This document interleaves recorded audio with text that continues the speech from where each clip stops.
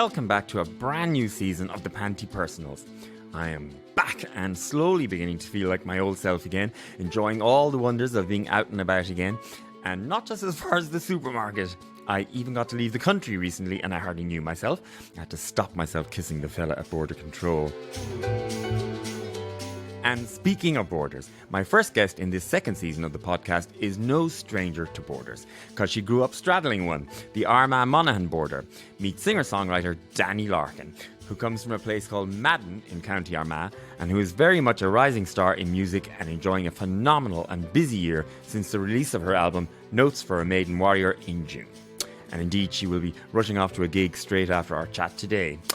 Dani describes herself as a queer folk artist. She loves storytelling and folklore and brings that into her songs, some of which she's going to share with us today.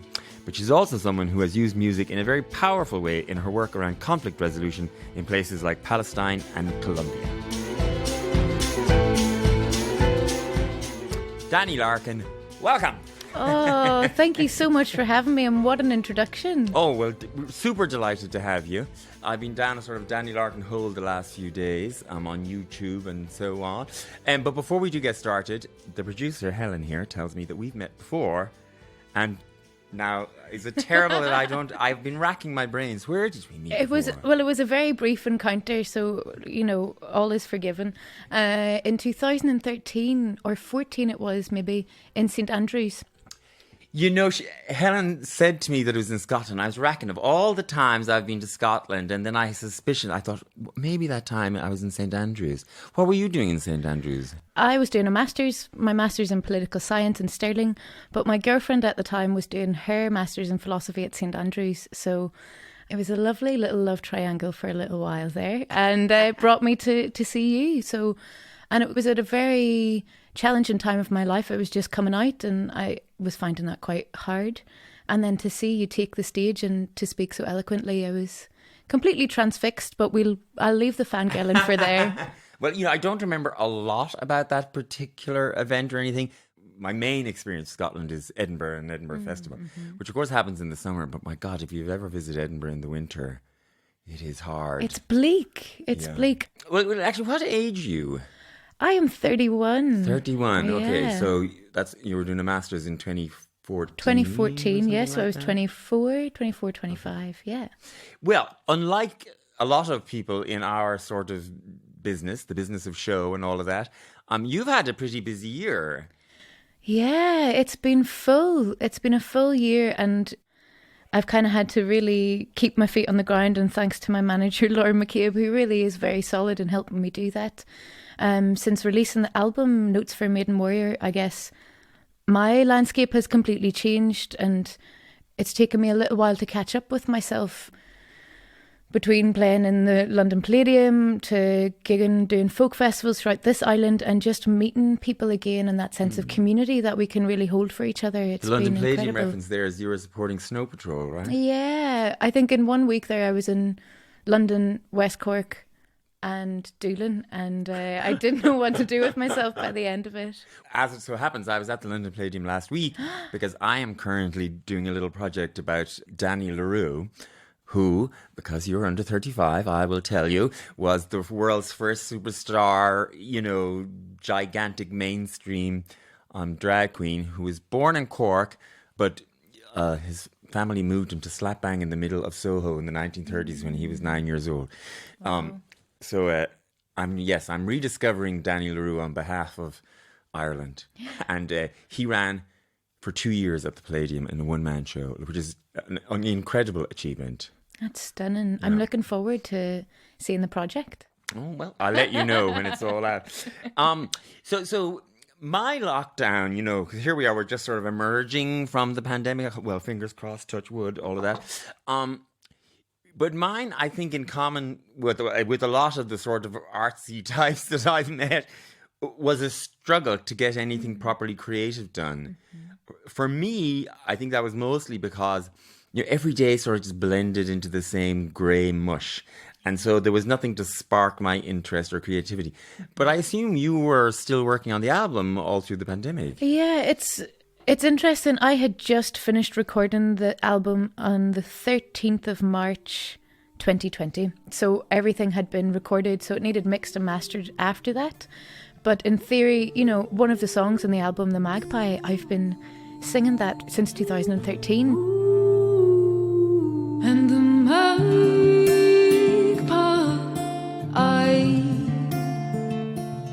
has a nest filled with tide, and when she spies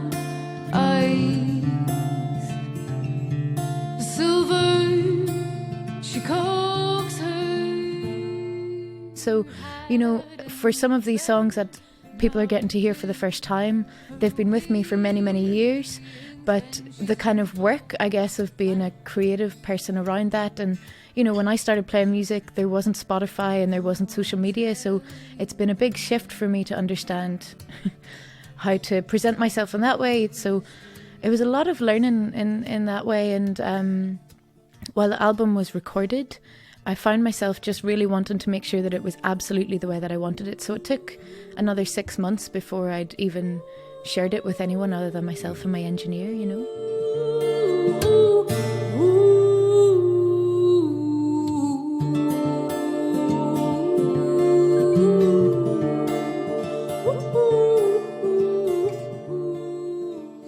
And, you know, your own stuff is folky and it's you. And, you know, so how does that translate when you're on the stage in the Palladium opening for Snow Patrol? Yeah, that's a good question. And I guess the thing that it comes back to for me, like, I wanted to make a record that I could play myself, or I wanted it to feel like people who listened to it, it felt like I was sitting in the room with them at a session. And that's the quality that I wanted. And when it comes to stepping on stage, then all of that just comes to life, because that's just what the truth is, and it's the truth for me. So I can stand up and show up in that space and it's present. And I had the very great fortune of sharing that stage with my best friends as well. Laura was playing cello and George was playing percussion, and to look around and sing in a 3-part harmony with your best friends to, you know, 2,500 people, like, there is nothing more heartwarming for me. And if people get a glimpse of that, of the album, I'd be delighted. Now, I mentioned in the introduction that you grew up, you know, straddling the border, essentially. And I know you're a Gemini. Now, I'm not a big horoscopes person myself, but many people are. Like, it's funny, when I meet people from the border, but also when I meet people from other borders around the world, I feel like they have a particular quality or outlook on life, because they're very used to being in an in-between place, or they're very used to seeing things from two different perspectives, maybe. Do you think that trite observation rings true for you? I think it absolutely does. I feel very seen. And for me anyway, it took until I left home, where I grew up, to understand that not everybody thought in two ways at once, or to say, okay, I see that is a rule, but that's just a made up rule by one set of standards or a set of law.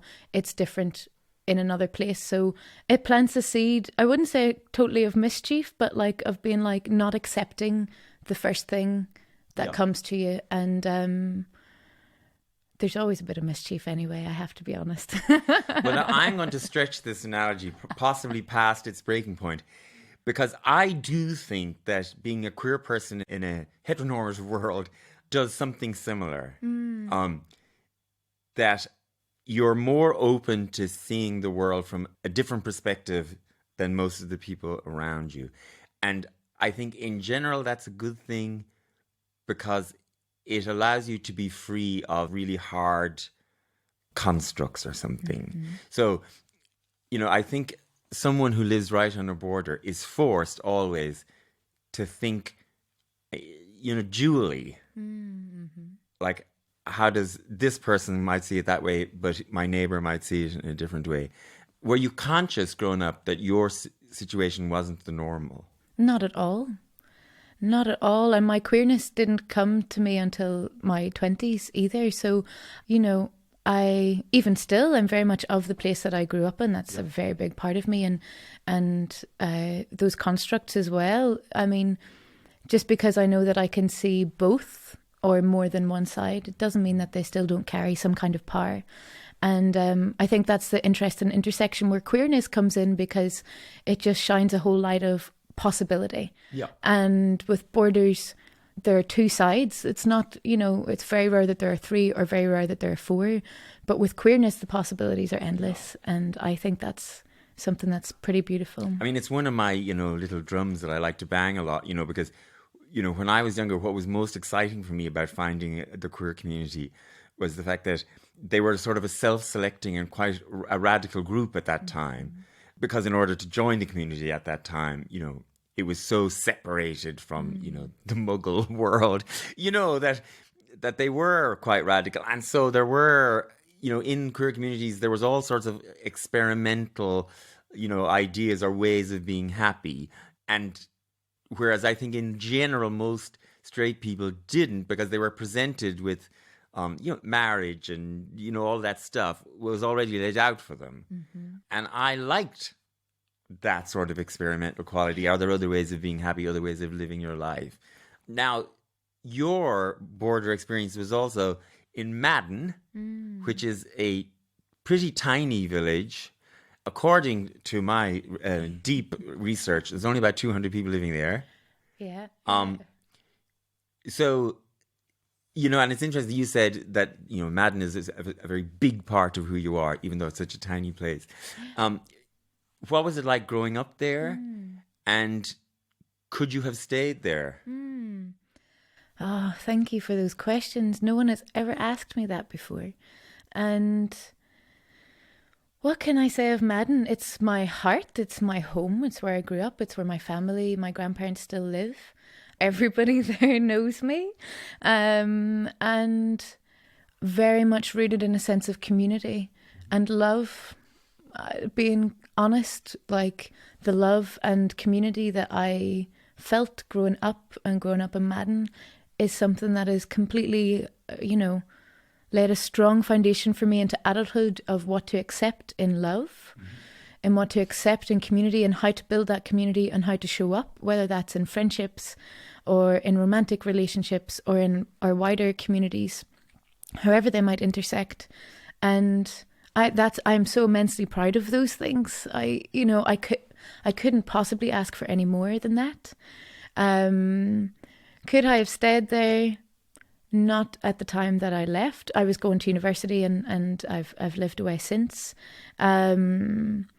It's often a question I ask myself because I'm not a city person. I'm not even a country person. I grew up on a council estate in the countryside, so I'm not a farmer by any stretch of the imagination. Like we were chatting a little bit before of running off and joining a commune. That feels very lovely. But, I still, and now as an adult, those things are dear to me in terms of natural space and quiet and being present in those ways. But there's such a bigger planet, there's such a bigger world, and I only want to see it and be in it and show up. And I think the rhyme is Thursday's child is far to go, and I was born on a Thursday, so I'm sitting in front of you now. Well, I have a similar experience. Ballinrobe, County Mayo isn't quite as small as Madden, but it might as well be.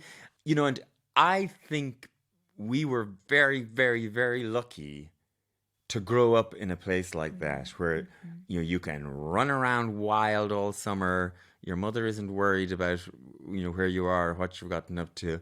Other people in the town also have an eye on you. Yeah.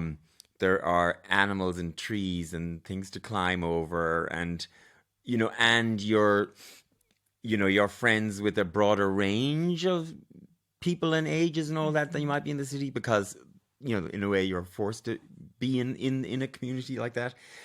And for me, I often wonder, could I have stayed there or whatever? I think for me, I couldn't, because I needed some other things. But I absolutely treasure the fact that I got to grow up in a place like that. Could you go back now, do you think? My parents are elderly, and I am very lucky that I have 3 sisters and a brother, all within the locality still. And so the hard work of, caring for elderly parents, has fallen to them, and they are incredibly generous and, don't make me feel bad for doing so much less than they do. But I often think if I'd been an only child, I would have had to move back to Ballinrobe a few years ago. And that would have turned my life upside down. I would have done it, of course, and tried not to complain or anything. But the life that I chose, and I would go as far as saying the life that I needed, it wasn't available to me in Ballinrobe. Yeah. And so if I had to go back now, it would be a big wrench, even though I love the town and, it's a great place. I mean, maybe when I'm older I could, but at the age that I am, when I'm still productive, it would be hard. Yeah. Like, I mean, I don't know. Do you have brothers and sisters? I do. I have 3 younger sisters. So I'm the oldest. Oh, we're really going for it, aren't we? We are, yeah. I am the oldest of 3 sisters, and I'm also the oldest grandchild on my mum's side and the second oldest grandchild on my dad's side. So, yeah. Big, strong Gemini person. But like, if it came that you did have to return to Madden, would you be comfortable and easy with that? It's something that I think about a lot. I would absolutely do it. And I think I would find it hard. Yeah. Yeah. Well, and I mean, the other obvious question is, you're sitting here in front of me, you're a proud queer woman with your shaved head and your box shoulder jacket. Would you be comfortable being, the only queer in the village in Madden? Maybe you would be. I don't know. I don't know if I would be the only queer in the village anymore. And yes, I absolutely would be. I would be now. Yeah. I have no fear. Yeah. And that is an incredible thing. It is, isn't it? Yeah. Because, I, at one time, absolutely would not have been comfortable. But I go to Ballinrobe now, and they have a gay group at the local youth club. There are, gay kids who know each other as other gay kids in school. It's an entirely different world, and it's great to see. Let's have a song, shall we? Because that's essentially why I brought you. Or not, not to psychoanalyze you, but tell us what the song is. It's called Bloodthirsty. This is a song about the hunter and the hunted, and the strength that lives in feminine energy, that we can all experience if that's something that we want to. So yeah, it goes like this.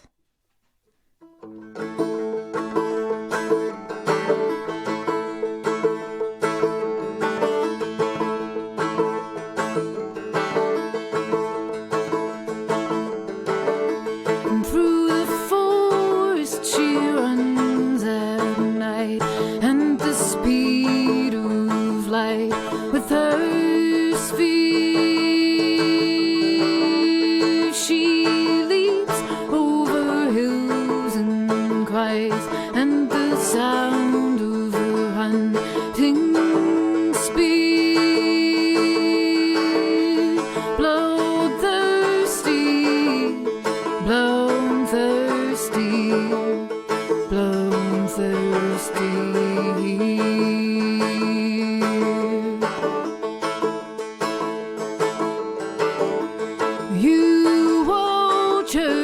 From the dark as her fingertips begin to glow,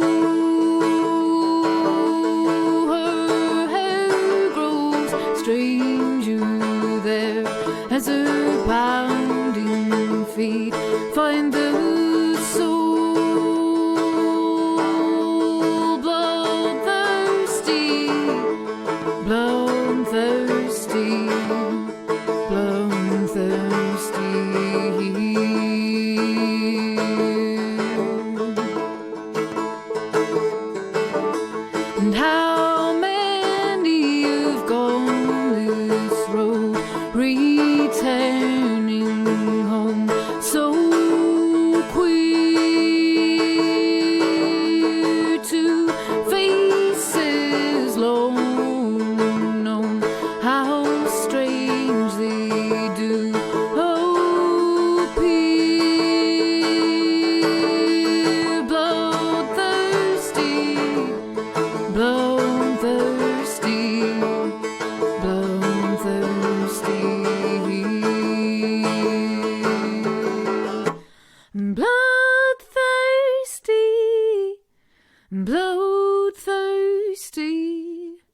bloodthirsty.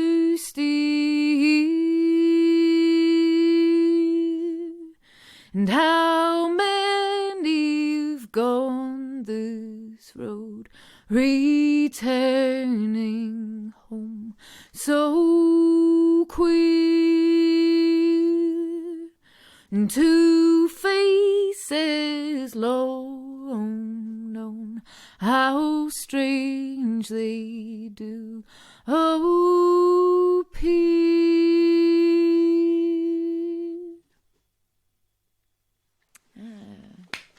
Oh, thank you. Magical. Thank you so much. Yeah.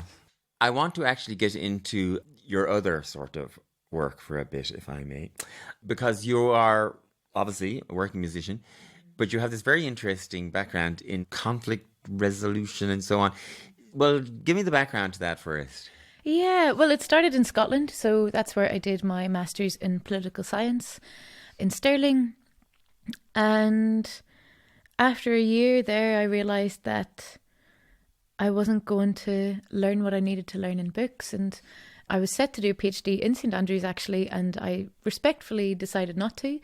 And it's one of the best decisions I've ever made in my entire life, because while I really enjoy learning in a very specific, perhaps academic way, which I also had to learn how to do, music is such a core and fundamental part of who I am and how I exist. And I just knew that there had to be a way to combine those two things. And I am drawn on that sense of community and that community that I came from, and knowing the power that community has to create change. So I came back to Belfast and I started an internship with an organisation who led me through facilitation training, and then I did training in peace building and how to work through gender-based violence in Romania, and then I went to Palestine, and then I came back for a bit and did more training and went to Colombia. But music, it's all rooted in music, and music and creativity as it's not a medium, it's the way to express and to heal. And for me, music is medicine, and that's the long and the short of it. The obvious inference here is you're from Northern Ireland, you're practically, from the border itself. Mm-hmm. I'm assuming that played into your decision to get into all this. It did and it didn't, in the same way that, you asked me earlier, did it feel like growing up in the border wasn't a normal thing? Like, I didn't have that awareness until I left. And, my parents and my family did a very good job of keeping their children in the dark about many, many things. And it's only as an adult that I've come to understand that not everybody thinks the way that we think on the border, or not everybody has the same thought processes if they see something on the street, or, it certainly is a different way of going, but it's one that I carry with me lightly as I can. And it also is a great sense of, it's not good enough to just sit by and accept things as they are, because, people are oppressed in far too many ways to allow that to continue to happen. But do you think if you arrive in a part of the world where there's conflict or whatever, and you say, I'm from Northern Ireland, in a way it must sort of, or does it kind of open a door in a way to people? Yeah, and I guess it's been such a long time because of the pandemic since travelling, but I can say the first training that I went on to in Romania, I think I was one of the only people there who could be described as coming from or grown up in a zone of direct violence or a conflict zone. And I didn't realise that my starting point for the conversation was different to everybody else's, and I guess that would maybe be in the same way that if we are having a conversation and we are both queer, then the starting point is different from someone I was having a conversation with who's straight, So again, drawing crude parallels between queerness and conflict, but I think there's learning there nonetheless. Yeah, because one of the things that really amazes me as the years go on, is how quickly people, generations go on and forget things and everything. Because when I was, younger, a teenager, in my 20s and that, traveling, and anyone would ask me where I was from, it didn't matter where in the world I was. As soon as you said Ireland, the one thing they all knew about Ireland was, I remember like French teenagers would go, making, gun noises. Yeah. And now that is not the case anymore. My own fella is from Brazil, and he had no concept, of Ireland as, being at war, which is was the perception, just one generation ago. I mean, you mentioned Romania, you've also been to Colombia and Israel and Palestine. You spent some time there. On the surface, I guess, Palestine has the most obvious parallels and with the Northern Irish situation. Tell me about that experience. I'll do my very best. My time in Palestine is something that I carry with me every day. And I, again, try to carry it lightly, but it's not always a light thing to carry. And I say that with an immense amount of privilege, being able to leave and being able to close the door on certain things. And, going to Palestine was my first trip outside of Europe, my first time going away completely alone. I was going to volunteer in a peace education centre in the West Bank, all doing music.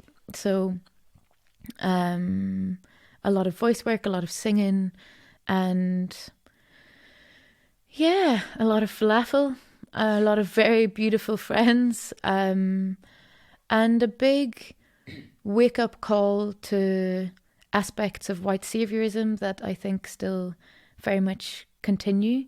And also then for my own self and my own learning coming back, what those experiences, what marks that they leave, and how do I work through that, not only as a person, but then as a person who can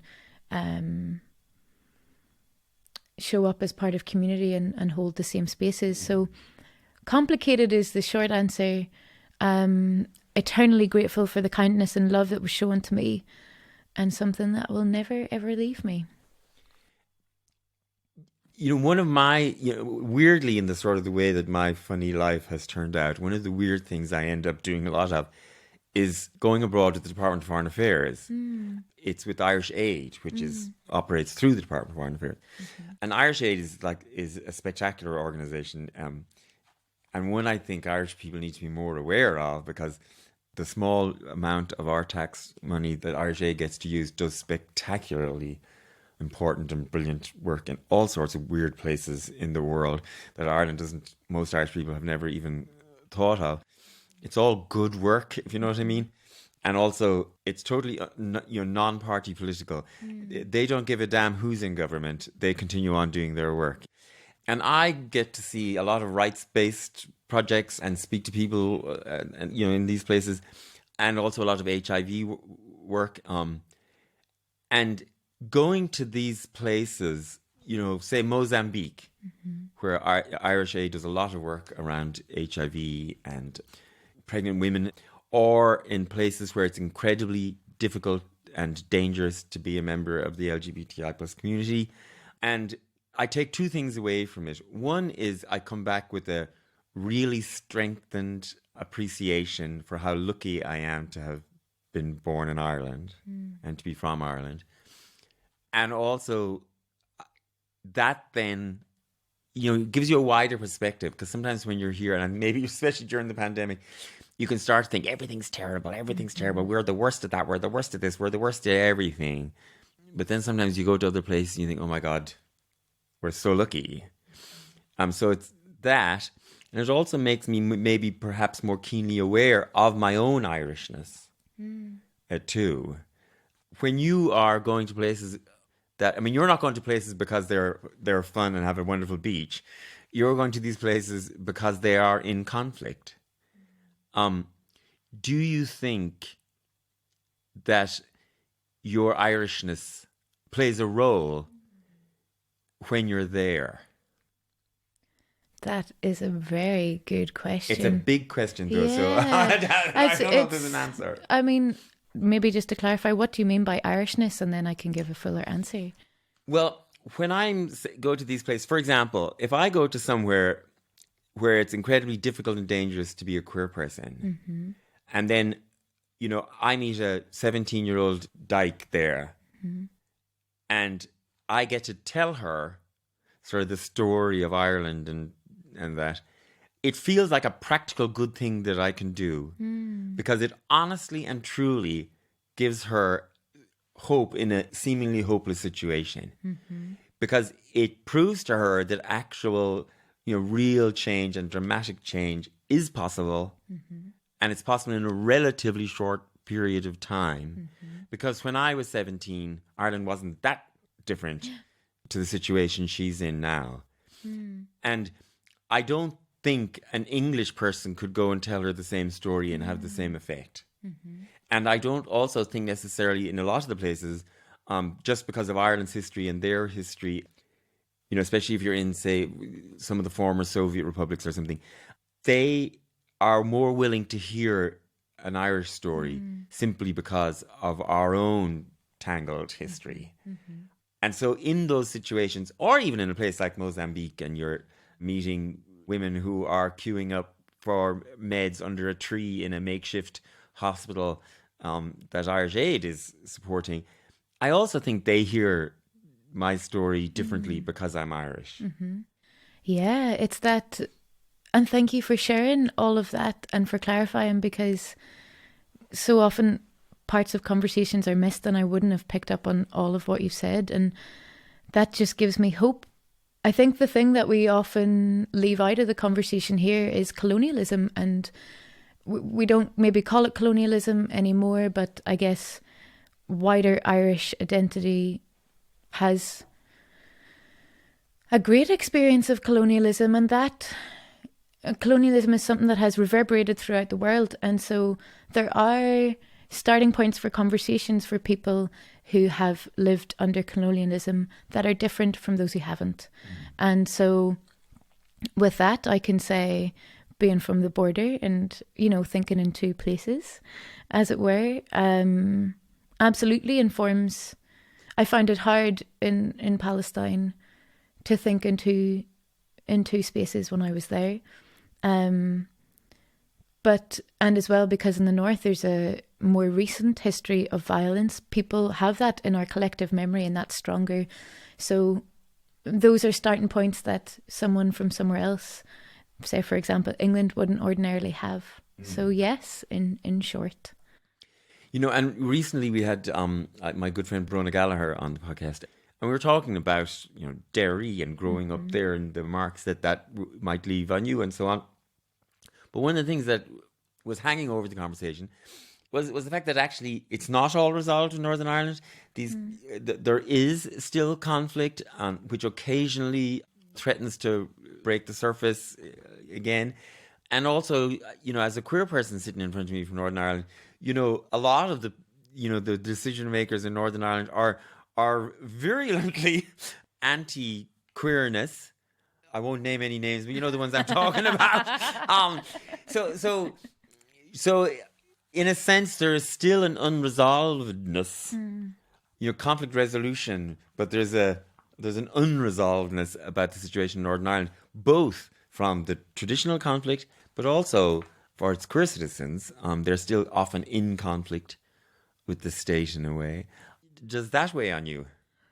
Oh, absolutely. I mean, one of the things that saddens me most is the sheer amount of work and healing that queer people need to do in order to even show up for themselves in their lives.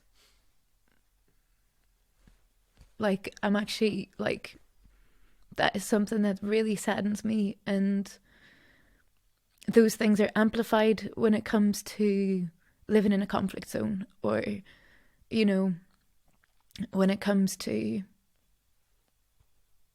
I don't know. I don't even know what else. I can't even think right now. But the special and powerful and strengthening thing about the North and this island as a whole, we really, moving beyond partition is something I'm very keen to do, at least in language, and if it's possible. And the thing is, there are so many more of us with so many more strong hearts, because the things that we have worked for has been a very different story from the South in the first instance. But secondly, they can't be taken away, because it's that same thing that we spoke about earlier of we don't have fear when we go back home anymore, because that's something that we have created for ourselves. And that can never be taken away.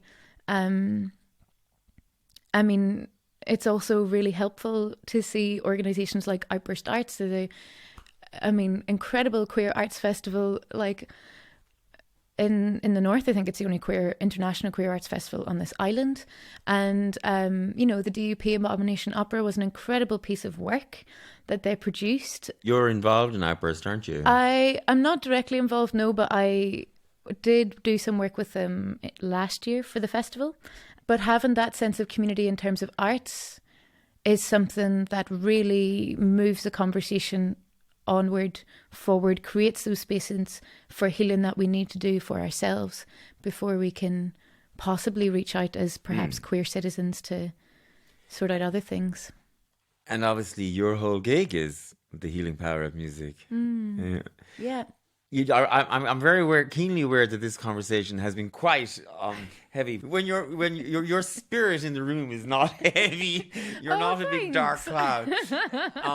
And actually, one of the things that actually is kind of exciting about where Northern Ireland is now is that it is still in flux, in change. And things in flux, there's always an excitement there about, what it can become, what it will become, and all that. Are you hopeful about all of that? 100%. I couldn't be more hopeful. Like, Belfast, which is where I live, has changed so much, even in the past 3 years, 2 years, even in the past year in the pandemic. And Belfast isn't all of the North, certainly not. But how that reverberates and the spaces that creates in the time that I've lived there is very exciting. And I swim quite a bit, and I was swimming the other night at nighttime with a friend, and I was just like, here's sheer joy and realms of possibility. And that is absolutely how I feel, not only about the North but this island in general, because we're connecting with each other in ways that we haven't before. And with change, everything is always changing. We never sit still.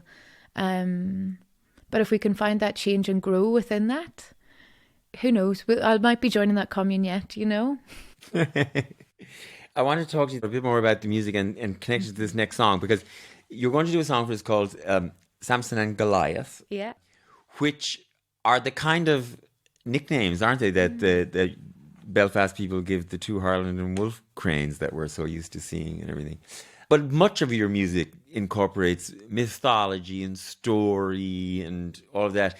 And obviously there's a biblical reference there, but there's a lot of Celtic mythology too. I heard you say something about the 3 stages of woman being maiden, and your album includes a maiden, maiden, mother, and crone. And I always feel like I would just want to skip the first 2 and go straight to crone. I think crones have all the fun.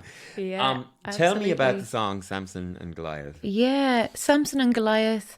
It's a testament to Belfast. I wrote it when I was living in Scotland, and when I would get the flight back into Belfast, they were the first things that I would see.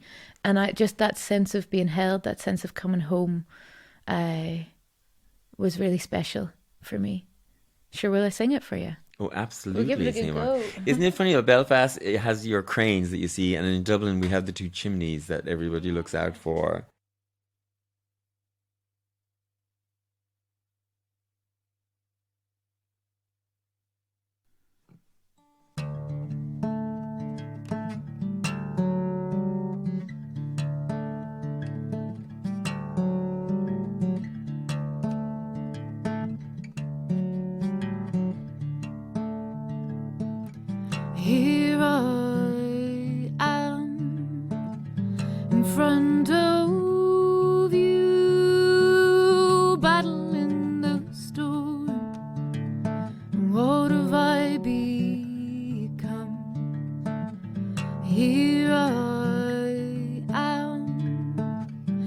front of you, battle in the storm.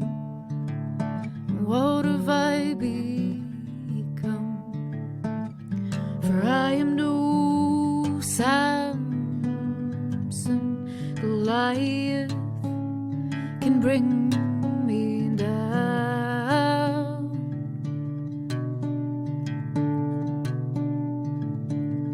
And I am no Samson, smite me where I stand and take my crown.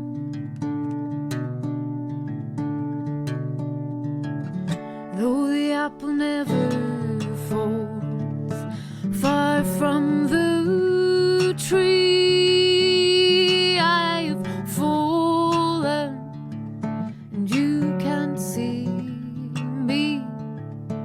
Is this the end? Is this eternity? Is there no gold sent? Is that not for me? For I am no Samson Goliath can bring me down.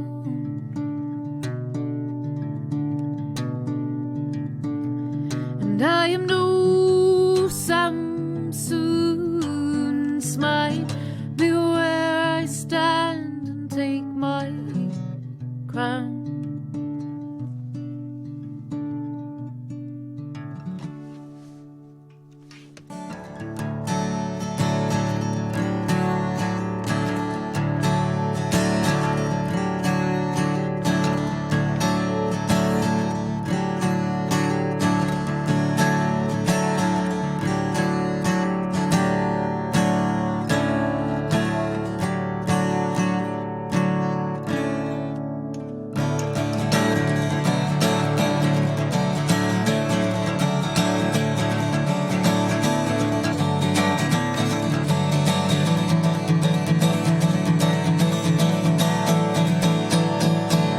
And I am no Samson Goliath can bring me down,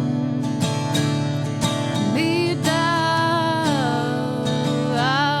And I am no Samson, smite me where I stand and take my crown. Take my crown. Take my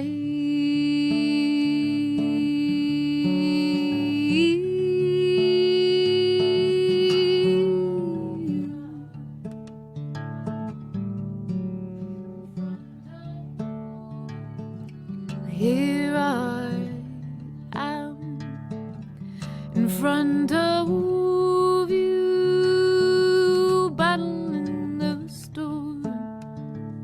What have I become? What have I become? What have I become? One of the great privileges and lovely things about doing this is getting to sit in a room up close with people playing music just for you. Well, it is just for you. Well, yeah, And it the feels people that listening. way. Well, yeah. But in the moment, it feels like it's just for me. So, talk to me about the music. The album, Yes. it references warriors and maidens. Yeah, notes for Maiden Warrior. So the notes are the songs themselves.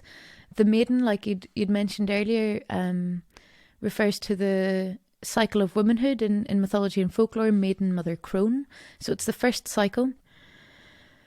And the warrior is I'm from Ulster, so it's the warrior archetype, and it kind of, the title, the songs themselves plays on this idea of what it might mean to be a warrior, what that might look like, subverting that in some way from a traditional masculine warrior archetype of Cuchulainn, for example, the myth of Cuchulainn, to the warrior, the female warrior, the feminine warrior, very much based on energy rather than gender. There are two songs. Aoife is one song in the album, Aoife being the mother of the children of Ler, or the stepmother of the children of Lair.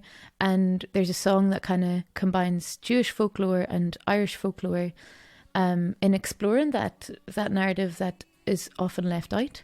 And the same with the red, Maca's return. So Maca, being the goddess of war and transformation in Celtic mythology, is also the namesake of my home county, Armagh, Ardwacha.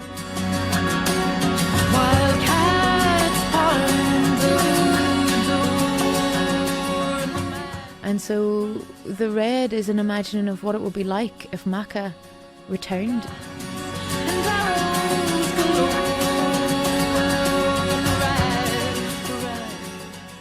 For me, those stories were fundamentally a part of me growing up, you know.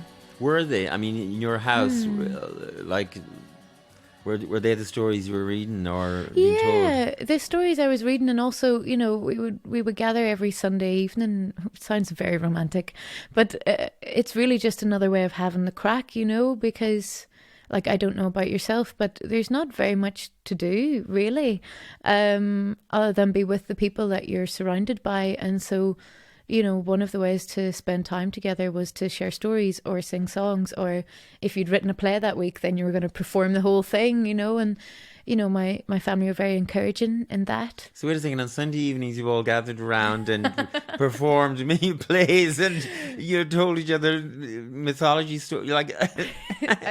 Yeah, when I say it out loud from time to time, I kind of go... Yeah, no, that's not what everybody does. But what does everybody do? I still don't know. I still haven't figured that out. Well, you know, when I was kids, so we grew up literally next door to an old graveyard, like very overgrown graveyard.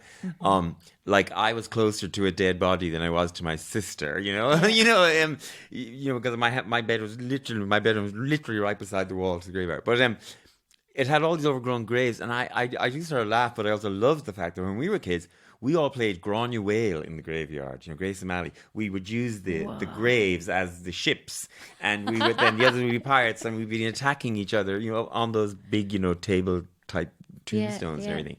And of course, as kids, I didn't think anything of that. But looking back, I loved the fact that Grania Whale was so big in our imagination as kids. We all wanted to be Grania Whale. I still want to be, you know, I mean, I want to be a pirate.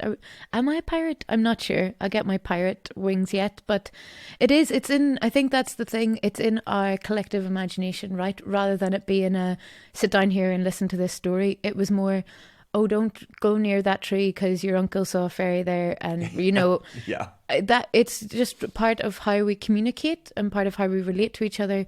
At least it was for me. And it's funny that you say that. Like, I grew up next to graveyards all of my life, until I moved to the city, and there isn't a graveyard around me. So it's I think it also, this relationship with death as well is an interesting one that we don't often get to explore. The album is divided into two halves. So the first half is this kind of darker side of mythology and folklore. The second half is light. It is love, in its different forms. And then the album ends with three wise women in mystery. So yeah, I have to say I'm really proud of it. I really am. And it seems people also seem to enjoy it. So what more could you possibly ask for? Yes, no, it's lovely. And even me, Brazilian fella, has been getting very much into it, and he doesn't always, you know, connect with all of these things, but he absolutely does with the album. So what is next for Dani Larkin? That is a very good question. Well, I have a tour. So back in April of this year, we recorded the live album version of Notes for Maiden Warrior in the Folk Museum. And that was put together by Culture Ireland and the Irish Arts Centre in New York. So I'm releasing an exclusive single from that day, which I'm very excited about.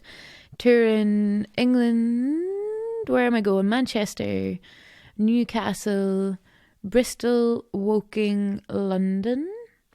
And then I have an Irish tour, so Belfast, Dublin, Dundalk, Castleblaney, Conley's in West Cork, Winthrop Avenue in Cork, and then a couple of other things that are definitely rolling about in my brain. And is this all happening before the end of the year? This is all happening before the end of the year. You are busy. I am a busy woman. And you're leaving us and going to Castleblaney tonight with the Hot House Flowers. Yes, is that right? And I love the Hot House Flowers, so I can't wait. So do we. We've had Viagra and Liam both on the show separately on different ones. So yes.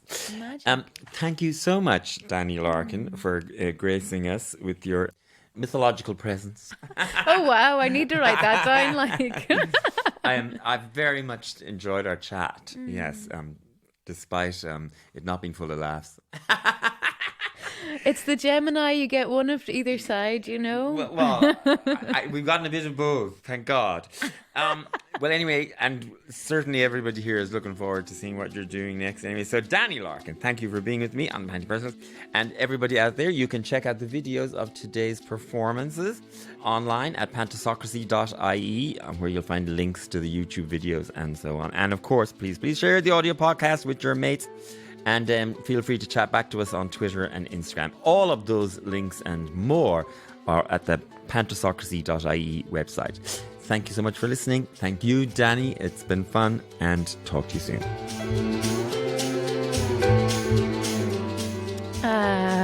Thank you so much. Thanks, Dani. That's been lovely.